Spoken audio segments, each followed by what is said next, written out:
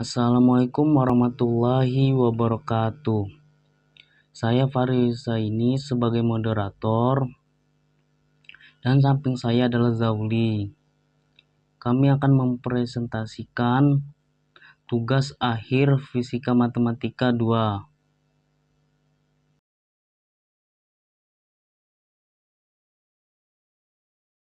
Baik, saya akan menjelaskan persamaan Laplace dan aplikasinya. Dimulai dari definisi. Persamaan Laplace ditulis sebagai lambda kuadrat pi sama dengan 0. Ini adalah jenis persamaan diferensial parsial atau PDE yang sering muncul dalam sistem fisika yang tidak memiliki sumber atau perubahan, jadi kondisinya stay start. Interferensi fisik. Kalau kita punya suatu fungsi potensial pi, maka dan fisik seperti gaya atau kecepatan bisa diturunkan dari gradiennya menjadi delta pi. Nah, jika pi memenuhi persamaan Laplace, maka medannya bersifat irasional, artinya tidak berputar, rule-nya 0, tidak termampatkan, artinya alirannya tidak masuk atau keluar, range-nya 0. Dua sifat ini sering muncul di banyak sistem fisika. Aplikasi fisika, persamaan ini sangat luas digunakan, misalnya dalam gravitasi, potensial di luar massa, titik memenuhi persamaan Laplace. Dalam elektronika, medan listrik dari muatan listrik juga begitu. Dalam kondisi panas, distribusi suhu dalam benda padat yang tidak berubah terhadap waktu juga mengikuti persamaan ini. Dan dalam aliran fluida, untuk aliran tak termampatkan dan irasional, kecepatan fluida bisa ditulis sebagai gradien dari fungsi potensial yang memenuhi Laplace. Prinsip superposisi. Karena persamaan Laplace bersifat linier, kita bisa menggabungkan dua atau lebih solusi menjadi solusi baru. Ini berguna banget dalam metode analitik seperti deret, Fourier, terutama waktu menyelesaikan masalah dengan untuk atau kondisi batas yang rumit.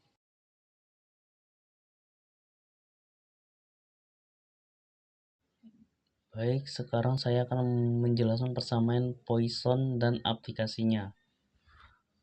Diawali dengan pengantar ringan, yaitu kita sering menemui fenomena fisika seperti gravitasi dan elektrostatika, tergantung pada distribusi sumber seperti massa atau muatan. Nah, persamaan Poisson adalah alat matematika yang menggambarkan hubungan itu. Bahas bentuk umum persamaan. Persamaan Poisson ditulis sebagai lambda kuadrat F sama dengan pi.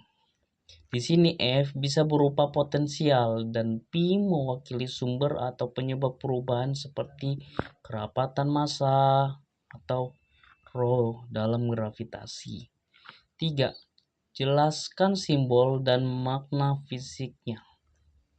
Simbol lambda kuadrat disebut lapisan, artinya kita menjumlahkan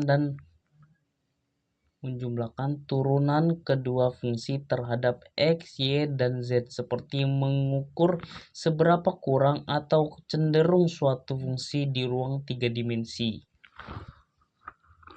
Saya akan memberikan contoh gravitasi. Dalam konteks gravitasi, kita mulai dari hukum Gauss. Kalau kita substitusi bentuk medan gravitasi sebagai gradien dari potensial, kita dapatkan lambda kuadrat V sama dengan minus 4 pi g rho. Ini menunjukkan bahwa kecepatan massa mempengaruhi bentuk potensial gravitasi di ruang. Jadi, persamaan Poisson membantu kita memahami bagaimana distribusi sumber mengaruhi medan atau potensial di sekitarnya, baik untuk gravitasi, elektrostatika, atau bahkan suhu. Sekian dari saya. Baik, saya akan menjelaskan materi selanjutnya, yaitu persamaan diferensial energi panas atau heat equation. Pertama kita buka konteks dulu. Kita akan menurunkan model matematika untuk suhu dalam batang logam satu dimensi. Ini penting di bidang teknik dan fisika. Udah itu prinsip konservasi energi. Intinya perubahan energi panas suatu titik sama dengan selisih panas yang masuk dan keluar ditambah sumber panas internal. Gabungan dengan hukum Fourier. Hukum Fourier menyatakan panas mengalir dari suhu tinggi ke suhu rendah dan laju alirannya sebanding dengan gradien suhu. Tampilan bentuk umum PDE. Saat kita substitusi hukum Fourier ke dalam konservasi, kita dapatkan bentuk umum persamaan panas seperti yang ditampilkan. Spesialisasi ke koefisien konstan. Kalau semua koefisiennya konstan dan tidak ada sumber panas, kita sampai ke bentuk fisik, yaitu partikel U dikali partikel T sama dengan alfa partikel kuadrat U partikel X kuadrat. Mencakup dengan aplikasi, persamaan ini sangat luas digunakan dari desain pesawat luar angkasa hingga pendinginan komputer. Ini contoh nyata bagaimana matematika digunakan untuk memecahkan persamaan masalah dunia nyata yang besar. Assalamualaikum warahmatullahi wabarakatuh. Pada slide ini, saya akan menjelaskan tentang persamaan gelombang satu dimensi yang sering muncul dalam fisika, terutama ketika kita membahas tentang gelombang pada tali atau gelombang bunyi. Kita mulai dari persamaan gelombangnya, yaitu do U kuadrat per do don X kuadrat sama dengan 1 per C kuadrat dikali U kuadrat per T kuadrat. Di sini adalah simpangan gelombang, yaitu beberapa jauh titik pada gelombang menyimpang dari posisi setimbangnya. Pada posisi dan waktu, simbol menunjukkan bagaimana bentuk gelombang berubah terhadap posisi, sedangkan menunjukkan bagaimana gelombang berubah terhadap waktu. Nah, konstansa adalah laju rambat gelombang semakin besar, semakin cepat gelombangnya merambat. Secara fisik, persamaan ini menjelaskan bagaimana bentuk gelombang menyebar atau merambat di ruang dari waktu ke waktu. Solusi dari persamaan ini umumnya berupa fungsi gelombang seperti sinus atau kosinus yang merambat ke kanan atau ke kiri. Contohnya, U buka kurung X T tutup kurung sama dengan A per sin KX dikurang per omega T. Intinya, persamaan gelombang ini menunjukkan bahwa gelombang bukan hanya bergetar di satu tempat, tetapi juga merambat, dan perubahan bentuk gelombangnya di ruang dan waktu saling berkaitan. Pada slide ini, saya akan menjelaskan secara singkat mengenai persamaan Helmholtz yang merupakan turunan penting dari persamaan gelombang, terutama saat kita melakukan pemisahan variabel.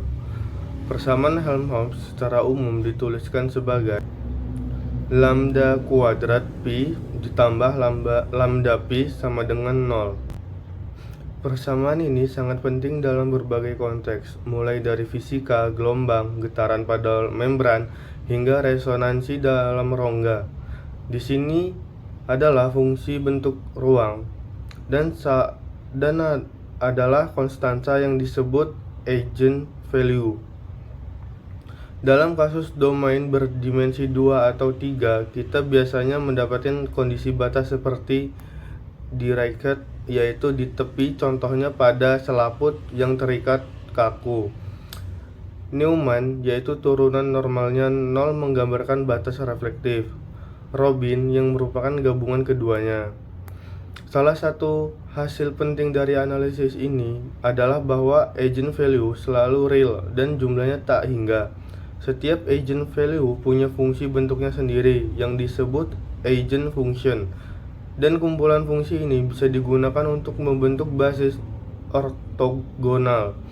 Jadi solusi umum bisa ditulis sebagai kombinasi dari fungsi-fungsi ini. Terakhir, persamaan Helmholtz tidak hanya relevan di fisika teoritis, tapi juga digunakan dalam bidang teknik seperti simulasi akustik, pemosesan citra, bahkan dalam machine learning untuk analisis spektral.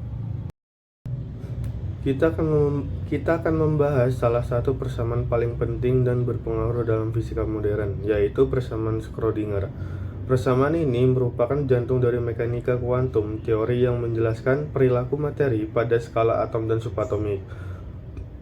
Pada yang Anda lihat pada slide, persamaan Schrödinger ada dalam dua bentuk utama, time independent dan time dependent. Mari kita mulai dengan yang time independent, yaitu HC sama dengan EC. Persamaan ini mungkin terlihat sederhana, tetapi memiliki implikasi yang sangat mendalam. Pertama, kita lihat simbol-simbolnya. H atau Hamiltonian operator mewakili energi total sistem. Ini mencakup energi kinetik dan energi potensial partikel.